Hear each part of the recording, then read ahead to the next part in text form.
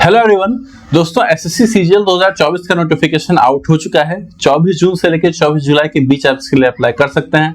बहुत अच्छी वैकेंसीज हैं, बहुत अच्छा मौका है अपने सपनों को पंख देने का, उड़ान देने का। ठीक है, इस वीडियो में हम लोग जो नोटिफिकेशन आया है उसको इन डिटेल डिस्कस करेंगे। ठीक है, इसके अलावा 2 वीडियो और आएगी।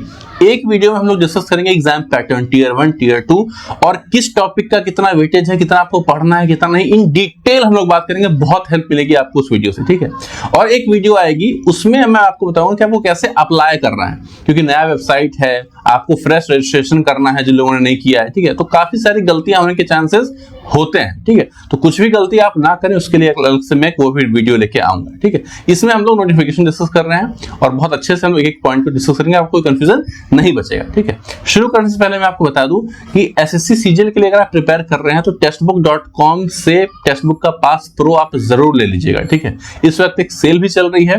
466 रुपए में आपको 1 साल का टेक्स्टबुक का पास प्रो मिल जाता है, जिसमें कि आप सारे प्रीवियस ईयर क्वेश्चंस के मॉक भी आप अटेम्प्ट कर सकते हैं और फ्रेश मॉक्स भी आप अटेम्प्ट कर सकते हैं। ठीक है, मैक्सिमम बच्चे टेक्स्ट बुक का ही मॉक देते हैं, तो अगर आप भी ये मॉक देंगे तो अपना एक्चुअल असेसमेंट बढ़िया से कर सकते हैं। बहुत सारे एजुकेटर्स, टॉपर्स, सबने टेक्स्ट बुक खुद भी सॉल्व किया है, खुद भी अटेम्प्ट किया है और रिकमेंड भी वो करते हैं, क्योंकि वो लोग भी टेक्स्ट बुक को बेस्ट मानते हैं।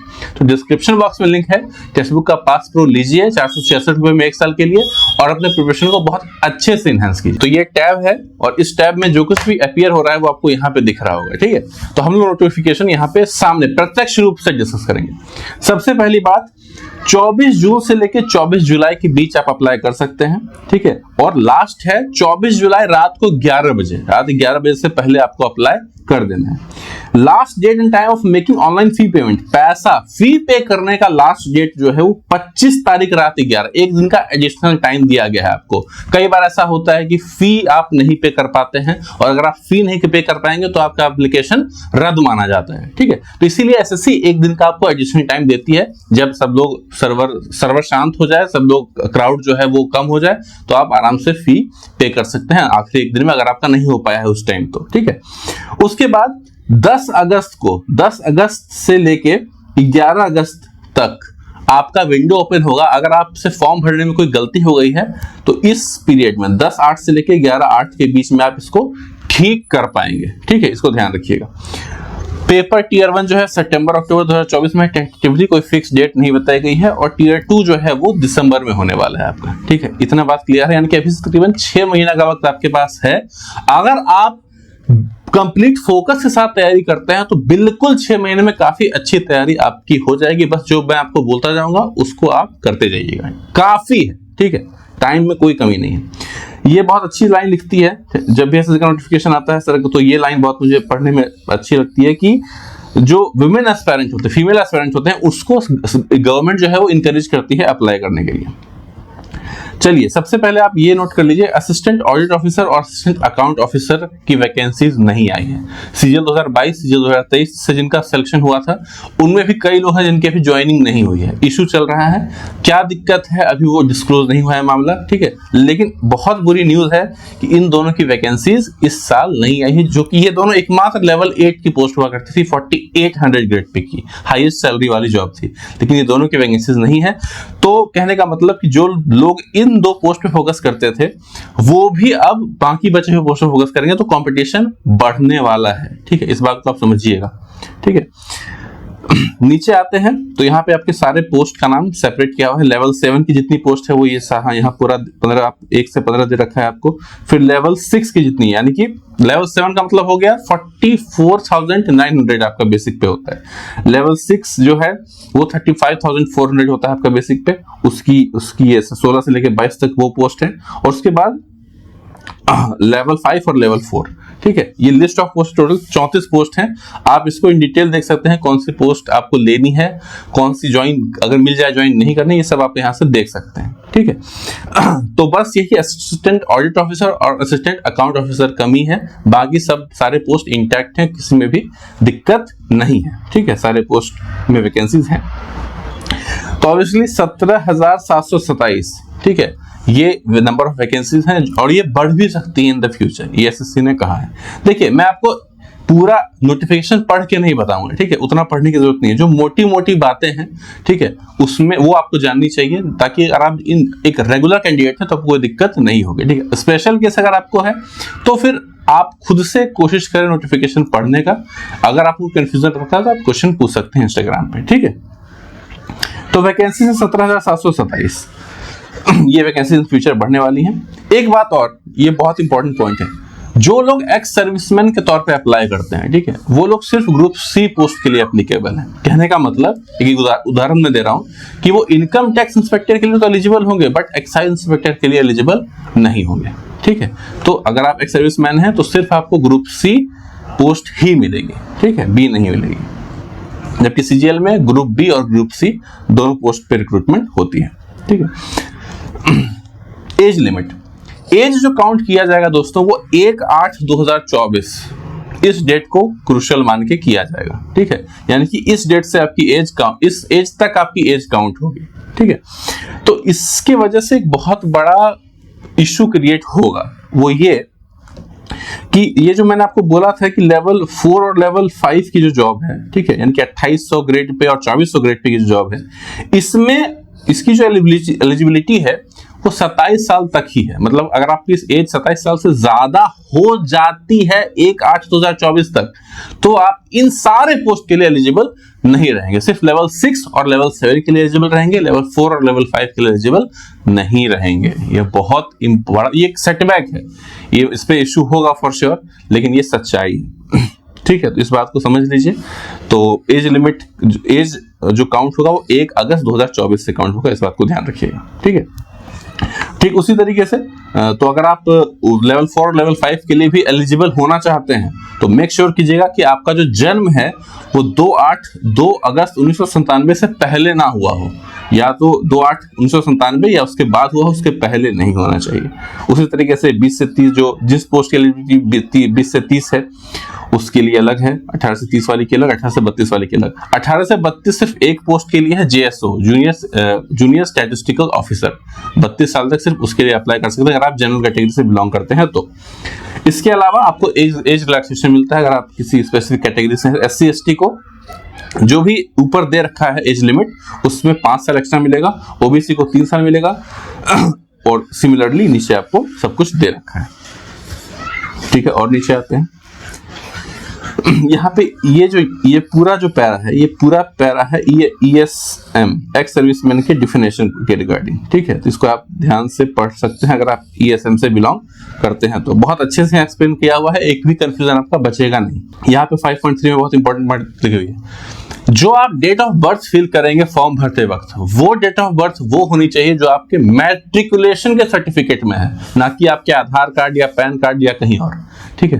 तो चाहे कुछ अलग ही क्यों ना हो, लेकिन मैट्रिक के डेट ऑफ बर्थ के, मैट्रिक के सर्टिफिकेट में डीओबी है वही आपको डेट ऑफ बर्थ भरना है फॉर्म भरते वक्त। इस बात का बिल्कुल ध्यान रखिएगा, डीवी में नहीं तो आप छंटा जाओगे, ठीक है। इस बात का बिल्कुल ध्यान रखना है, ये बहुत इंपॉर्टेंट पॉइंट होने जा रहा है इन द फ्यूचर।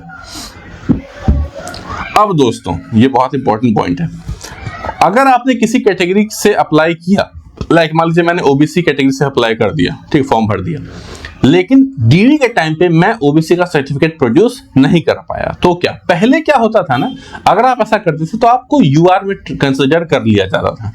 अब ये प्रावधान खत्म हो चुका है। अगर आपने क्लेम किया कैटेगरी लेकिन आप सर्टिफिकेट प्रोड्यूस नहीं कर पाए, देन एंड देयर आपका कैंडिडेचर कैंसिल हो जाएगा, आपको लात मार के भगा दिया जाएगा। बिल्कुल ये होने वाला है, ठीक है। तो उसी कैटेगरी, उसी चीज का रिजर्वेशन क्लेम कीजिए जिसका सर्टिफिकेट आपके पास है, नहीं है तो कुछ दिन में बनवा लीजिए, ठीक। अभी आगे क्रूशियल डेट वगैरह क्या है वो सब कुछ आगे मैं आपको बताने वाला हूं। हाँ देखिए नीचे ही लिखा हुआ है, ये डेट मैंने कर रखा है 24 जुलाई 2024।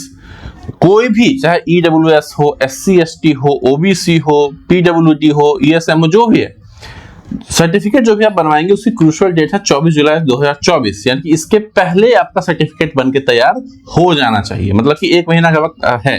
तो अभी भी अगर आप चाहें थोड़ा प्रोएक्टिव काम करें तो आपका सर्टिफिकेट डेट के पहले बन जाएगा, ठीक है। तो 24 दो डेट इंपॉर्टेंट हो गया, एक 1 अगस्त 2024 और एक 24 जुलाई 2024। 1 अगस्त 2024 दो चीज के लिए है, एक एज काउंट होगा उस डेट के अकॉर्डिंग, और एजुकेशनल क्वालिफिकेशन जो आगे आएगा वो भी 1/8/2024 पे काउंट होने वाला है। और सर्टिफिकेट की क्रूशियल डेट कौन सी होने वाली है? 24 जुलाई 2024। ठीक, क्लियर है कि essential educational qualification as on 1/8/2024, यानी कि एजुकेशनल यानी कि 1 अगस्त 2024 के पहले आपको ग्रेजुएट हो जाना है। ठीक है, आपके पास डिजायर्ड क्वालिफिकेशन 1 अगस्त 2024 के पहले होना चाहिए। अगर नहीं है, डीवी में कोई गारंटी नहीं है, आराम से आपको छांटा जा सकता है। ठीक है, आप कुछ नहीं कर पाएंगे, क्लियरली कुछ नहीं कर पाएंगे। ठीक है, लेकिन ये भी प्रावधान है कि एग्जाम में आप अपीयर हो सकते हैं। अगर आप फाइनल ईयर में हैं तो एग्जाम में आपको अपीयर होने की आजादी है। ठीक है, लेकिन रिजल्ट अगर आपका लेट से आता है, बहुत लोगों का मान लीजिए जुलाई में ही आ जाएगा या जून में ही आ जाएगा रिजल्ट, तो वो लोग तो आराम से बैठ सकते हैं। कुछ लोगों का कॉलेज यूनिवर्सिटी उतना अच्छा नहीं होता है, तो वो लोग का कब आएगा? सितंबर में आएगा, अक्टूबर में आएगा, तो वो लोग रिजेक्ट हो जाएंगे। कई जगह पे ऐसा होता है कि रिजल्ट भले ही सितंबर अक्टूबर में आए, बट वो डेट डालते हैं जून का या जुलाई का। ठीक है, तो ऐसी जो यूनिवर्सिटीज हैं, अगर वहां से आप बिलोंग करते हैं तो भी आप बच जाएंगे। तो सर्टिफिकेट में जो आपका डेट होना चाहिए वो 24 जुलाई 2024 के पहले का होना चाहिए। इन जनरल जेएसओ को अगर हम लोग हटा दें तो बाकी जितने भी पोस्ट हैं उसका जो एजुकेशनल क्वालिफिकेशन वो नॉर्मल ग्रेजुएशन है। चाहे जेएसओ हो या कोई और पोस्ट हो, सबका एजुकेशनल क्वालिफिकेशन जो है वो 1 अगस्त 2024 तक मीट हो जाना चाहिए। ठीक है, अब देखिए यहाँ पे एसएससी ने जोर देके बोला है। ठीक है, आपको जो एजुकेशनल क्वालिफिकेशन आपका है नहीं, आपने 1/8/2024 से पहले आपको मिला है, ठीक है, तो आपको कैंसिल कर दिया जाएगा, आपका कैंडिडेचर आपको रिजेक्ट कर दिया जाएगा। ये क्लियरली बोल दिया है एसएससी ने। ठीक है, ये नहीं कि आप ये बोल दें कि सर रिजल्ट आ गया था लेकिन सर्टिफिकेट में डेट कुछ और है, प्रोसेसिंग हो गया था रिजल्ट का लेकिन यहाँ कुछ और डेट इसमें लिखा गया, प्रिंट हो गया है। ये सब क्लेम नहीं चलेगा। क्लियरली एसएससी ने बोला है कि 1 अगस्त 2024 के पहले का आपका रिजल्ट होना चाहिए। ये मैंने आपको एक्सप्लेन कर दिया। आपको क्या है ना कि फॉर्म भरते वक्त आपसे पूछा जाएगा कि आइडेंटिफिकेशन पर्पज से आप कौन सा सर्टिफिकेट या कार्ड आप यूज करना चाहते हैं। ठीक है, तो मेरा सजेशन ये है कि आप आधार कार्ड ही ऑप्ट कीजिएगा, क्योंकि आधार कार्ड में जनरली क्या होता है, जो फोटो होती है वो सबसे क्लियर होती है और आधार कार्ड में फोटो अपडेट करना भी काफी इजी होता है। ठीक है, तो आधार कार्ड आपको चूज करना है और ध्यान रखिएगा कि आधार कार्ड का नंबर सेम हो। ठीक है, आधार कार्ड में डेट ऑफ बर्थ कुछ अलग अगर है तो उसको ठीक कराने का टाइम है, क्योंकि आपका एग्जाम होगा सितंबर अक्टूबर में, तो भले ही मैट्रिक वाला डेट आपको डालना है जैसे मैंने बोला। ठीक है, तो मान लीजिए मैट्रिक वाला डेट, जो मैट्रिक वाले सर्टिफिकेट पे जो डीओबी है और आधार पे जो डीओबी है वो डिफरेंट है।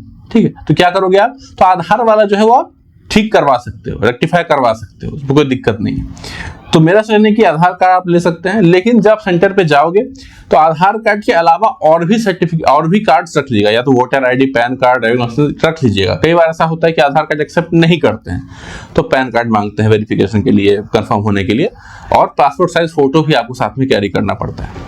इस बार बहुत अच्छा है कि फोटो जो अपलोड करने के लिए बोला है एसएससी ने, वो मतलब रेगुलर फोटो नहीं है, वो है लाइव वीडियो टाइप का फोटो होगा। ठीक है, मतलब आप लाइव अपने फोन से या लैपटॉप से जो अप्लाई करेंगे आपका चेहरा वहां पे दिखेगा। ठीक है, उसका एक इमेज लेगा वो सिस्टम, तो ये बहुत अच्छा है, बहुत रियल टाइम आपका एनालिसिस होगा। हाँ, यहाँ पे दोस्तों आपको ये ध्यान रखना है कि जब आपका टीयर 2 का पेपर होगा, ठीक है, टीयर 2 का रिजल्ट आने से पहले आपसे पोस्ट प्रेफरेंस मांगा जाएगा ऑनलाइन। आपको पोस्ट प्रेफरेंस ऑनलाइन भरना है रिजल्ट आने से पहले। तो आपको टीयर 2 का एग्जाम देने के बाद एसएससी का वेबसाइट विजिट करते रहना है। ठीक है, वो पता नहीं कब आए कब चला जाए, आप मिस कर जाओगे तो फिर आपको जो सबसे बेकार पोस्ट मिली है वो आपको दे दी जाएगी। ठीक है, तो इसीलिए थोड़ा अटेंटिव रहना है। ऐसे आज से लेके आप मान लीजिए कि हर 2 दिन में आपको एसएससी का वेबसाइट एक बार दिन में खोल के चेक करना ही करना है। ऐसा एक रूटीन, एक आदत डेवलप कर लीजिए। ठीक है, अब देखिए ये कुछ पोस्ट हैं, inspector central excise, inspector examiner, preventive officer, CBN inspector, sub inspector in NCB, sub inspector in CBI, NIA. मतलब इंस्पेक्टर, सब इंस्पेक्टर कुछ हैं जिनके लिए physical standard, medical standard compulsory है। इनकम टैक्स इंस्पेक्टर का नाम यहाँ पे नहीं है। ठीक है, तो अगर इन पोस्ट को आप ऑप्ट कर रहे हैं, प्रेफरेंस फॉर्म में ऊपर रख रहे हैं, तो आप ध्यान रखिएगा कि आपका जो फिजिकल स्टैंडर्ड है और मेडिकल स्टैंडर्ड को आप मीट कर रहे हो। इस नोटिफिकेशन में ही दे रखा है, वहां उससे इसके अकॉर्डिंग अगर आप मीट कर रहे हैं तो ही इसको आप ऊपर रखिएगा। क्योंकि जो फिजिकल और मेडिकल टेस्ट है वो उस डिपार्टमेंट में आपका होगा जिस डिपार्टमेंट में आप सेलेक्ट होंगे, ठीक है। तो इसीलिए अगर वहां जाके आप पाए जाते हैं दोषी कि नहीं आप फिजिकली या मेडिकली फिट नहीं है, तो आपका कहानी खत्म हो जाएगा, ठीक है। तो बेटर है कि पहले आप एश्योर कर लें कि आप फिट हैं कि नहीं, ठीक है। चलिए और नीचे आते हैं, अभी ऑलमोस्ट हम दो कंक्लूजन पार्ट पे हैं। देखिए मोड ऑफ सिलेक्शन में आपको बता दूं कि अगर आप यूआर कैटेगरी से हैं तो मिनिमम आपको 30% स्कोर करना है, यानी कि 200 मार्क्स का पेपर है तो कम से कम 60 मार्क्स तो आपको एज ए यूआर लाना है, ठीक है। मतलब ये तो मुश्किल बिल्कुल नहीं होता, आराम से आप कर सकते हैं, लेकिन एक मिनिमम कट ऑफ का एक कट ऑफ के अपार्ट मिनिमम क्वालिफिकेशन एक रखा गया है। ओबीसी डब्ल्यूएस के लिए 25% और बाकी कैटेगरीज के लिए 20%, ठीक है। तो बस यहाँ पे एक चीज है कि हालांकि मैं बताऊंगा जब पैटर्न के बारे में बताऊंगा कि जो मेरिट लिस्ट आपकी बनने वाली है वो टियर 2 के मार्क्स से बनने वाली है, ना कि टियर 1 के मार्क्स पे। और टियर 2 में भी जो कुछ आप दोगे उसमें सारा चीज का वैल्यूएशन मार्क्स में फाइनल सिलेक्शन में नहीं होगा, मेरिट लिस्ट में नहीं होगा, उसमें से कुछ सिर्फ क्वालिफाइंग नेचर वाले होते हैं। अब पेज नंबर 41 से वो सारे सर्टिफिकेट्स का फॉर्मेट स्टार्ट होता है, जो भी आप रिजर्वेशन क्लेम करना चाहते हैं जिसके बेसिस पे, या तो आप पीडब्ल्यूडी हैं या ओबीसी हैं, एससी एसटी हैं, ईडब्ल्यूएस हैं, किस फॉर्मेट में आपको सर्टिफिकेट प्रोड्यूस करना है वो सारा फॉर्मेट्स यहाँ पे आपको दिया हुआ है। अब आप लोग घबरा ये सोच के जाते हो कि भाई हमारा सर्टिफिकेट दिखने में तो ऐसा नहीं लगता है, ठीक है, कुछ अलग दिखता है, तो क्या करें। उससे कोई गड़बड़ नहीं है, ठीक है। जो भी इंफॉर्मेशन इसमें चाहिए, ठीक है, वो सारा इंफॉर्मेशन आपके सर्टिफिकेट में होना चाहिए, ये पॉइंट है।